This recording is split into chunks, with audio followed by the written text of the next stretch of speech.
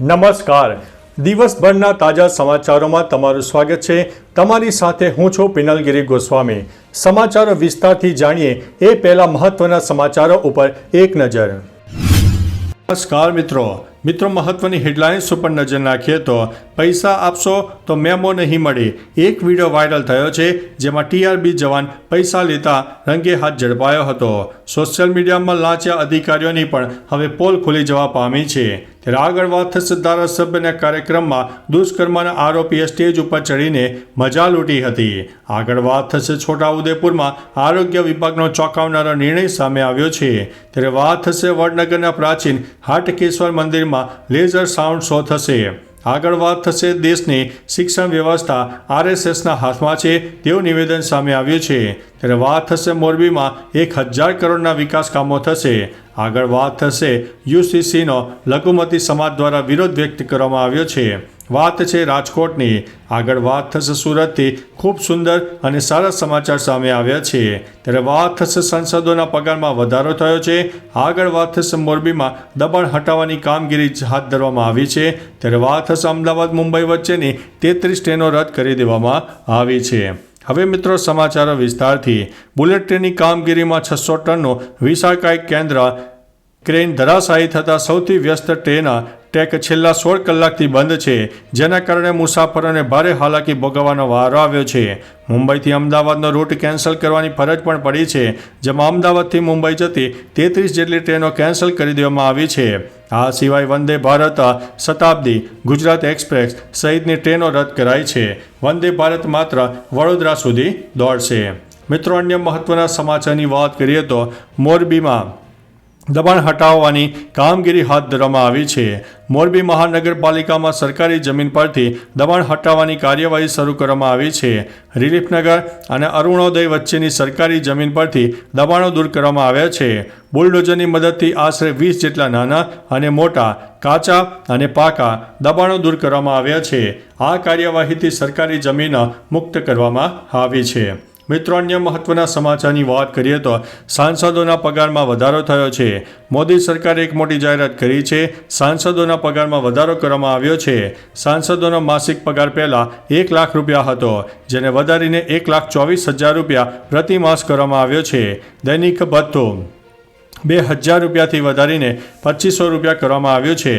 Pension 24,000 રૂપિયાથી વધારીને 31,000 રૂપિયા કરવામાં આવ્યો છે.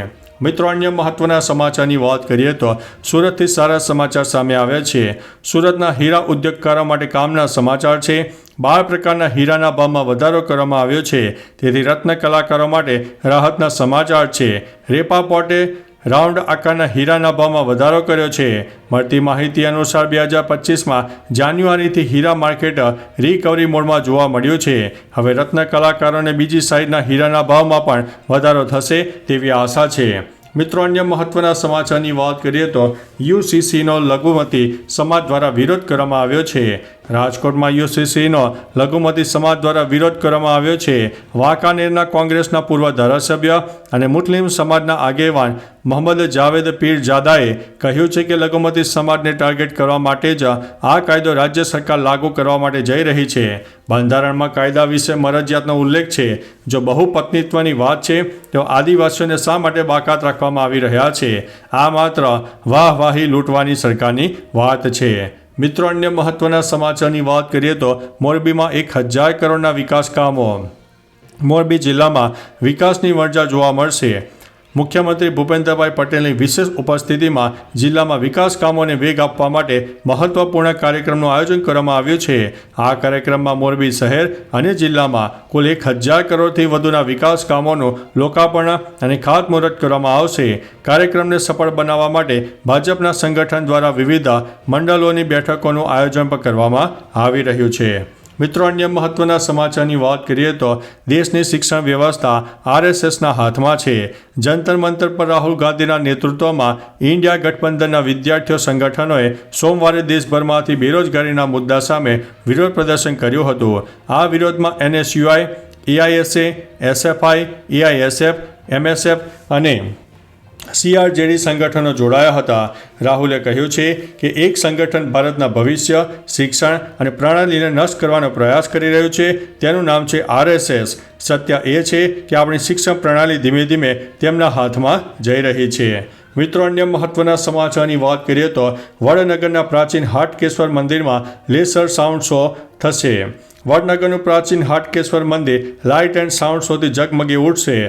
ગુજરાત સરકારે આ અભિગમને વડનગરના હાટકેશ્વર મંદિરના નવનિર્મિત લાઇટ એન્ડ સાઉન્ડ શોથી સાકાર કર્યો છે. હાટકેશ્વર મંદિરના દર્શન માટે આવતા શ્રદ્ધાળુઓ આ મંદિરના પૌરાણિક ઇતિહાસને જાણી શકે તે હેતુથી ગુજરાત પ્રવાસન નિગમ લિમિટેડ દ્વારા ₹5.53 કરોડના ખર્ચે અદ્યતન લાઇટ એન્ડ સાઉન્ડનું શોનું નિર્માણ કરવામાં આવ્યું છે. મિત્રો, અન્ય મહત્વના સમાચારની વાત કરીએ તો છોટાઉદેપુરમાં આરોગ્ય વિભાગનો ચોંકાવનારો નિર્ણય સામે આવ્યો છે. છોટાઉદેપુર જિલ્લાના આરોગ્ય તંત્રએ એવો નિર્ણય લીધો છે કે ભુવાની મદદથી ટીબીના દર્દીઓને શોધવામાં આવશે. પાવી જેતપુર, છોટાઉદેપુર, નસવાડી અને ક્વાંટ તાલુકામાં 742 બળવા ભુવા આરોગ્ય વિભાગના ચોપડે નોંધાયા છે. આ ભુવાઓને 1000 ઇન્સેન્ટિવ આપવામાં આવશે. ખાસ કરીને ટીબી નામના રોગોના દર્દીઓને શોધવા માટે અને તેમને સારવાર માટે પ્રેરિત કરવા માટે બળવા અને ભુવાની મદદ આરોગ્ય વિભાગ લે છે. મિત્રો, અન્ય મહત્વના સમાચારની વાત કરીએ તો ધારાસભ્યના કાર્યક્રમમાં દુષ્કર્મના આરોપીએ સ્ટેજ ઉપર ચડીને મજા લૂંટી. વાઘોડિયાના ધારાસભ્ય ધર્મેન્દ્રસિંહ વાઘેલા દ્વારા 11મા સમૂહ લગ્નનું આયોજન કરવામાં આવ્યું હતું. સમૂહ લગ્નની પૂર્વ રાત્રિએ અનેક લોકો કલાકારોની હાજરીમાં સંગીતમય કાર્યક્રમનું આયોજન કરવામાં આવ્યું હતું.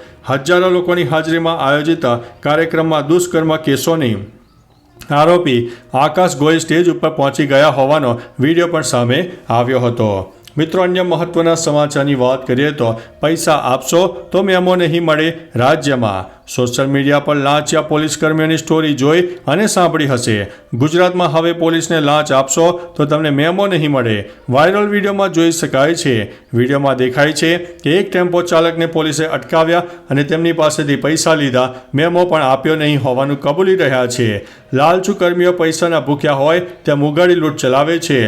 લોકો પાસેથી પડાવતા હોવાનો વિડીયો પણ સોશિયલ મીડિયામાં વાયરલ થયો છે. તો ચાલો મિત્રો, ફરીથી દેશ અને દુનિયાના સુપરફાસ્ટ સમાચાર લઈને મળતા રહીશું. ત્યાં સુધી અમને રજા આપશો. નમસ્તે.